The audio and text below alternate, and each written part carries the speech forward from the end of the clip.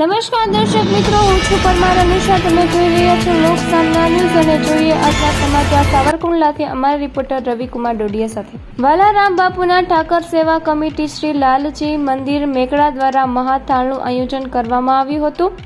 અમરેલી જિલ્લાના સમસ્ત કોળી સમાજ દ્વારા સૌપ્રથમ ધાર્મિક સંસ્થા હેઠળ કોળી સમાજ સંગઠન થઈ આયોજનમાં સહભાગી બન્યા હતા.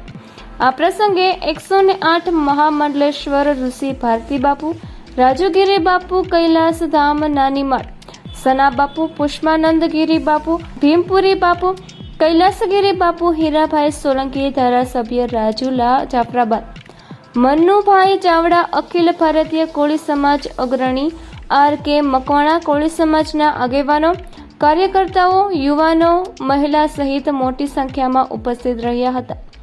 વાલારામ બાપુના ઠાકર સેવા કમિટી દ્વારા સાધુ સંતો અને મહેમાનોનું શાલ ઉડાડી તેમજ પુષ્પગુચ્છ આપી સન્માન કરાયું હતું. હીરાભાઈ સોલંકીએ સમસ્ત કોળી સમાજ સંગઠિત બને અને શિક્ષણ ક્ષેત્રે આગળ વધે તે માટે સમાજને સંગઠિત બનવા ટકોર કરી હતી. તેમજ આગામી સ્થાનિક સ્વરાજ્યની ચૂંટણીને લઈને રાજકીય ક્ષેત્રે સમાજ સંગઠિત બને આગળ વધવા અપીલ કરી હતી. આ પ્રસંગે મહામંડલેશ્વર ઋષિ ભારતી બાપુએ સમસ્ત કોળી સમાજને અજ્ઞાનરૂપી અંધકારને દૂર કરી શિક્ષણ તરફ આગળ વધવા હાકલ કરી હતી. શિક્ષણ થકી સમાજ ગરીબીમાંથી સમૃદ્ધિ તરફ જઈ શકે છે.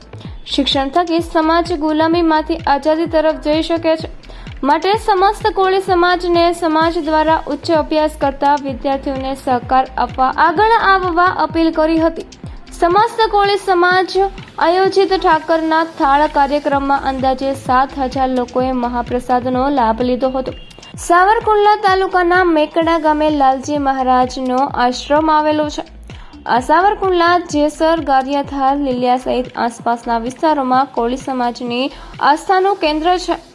આશ્રમમાં સંત સેવાદાસ બાપુ મહંત તરીકે બિરાજે છે. ફરી મળીશું એક નવા સમાચાર સાથે. ત્યાં સુધી જોતા રહો લોક સામના ન્યૂઝ.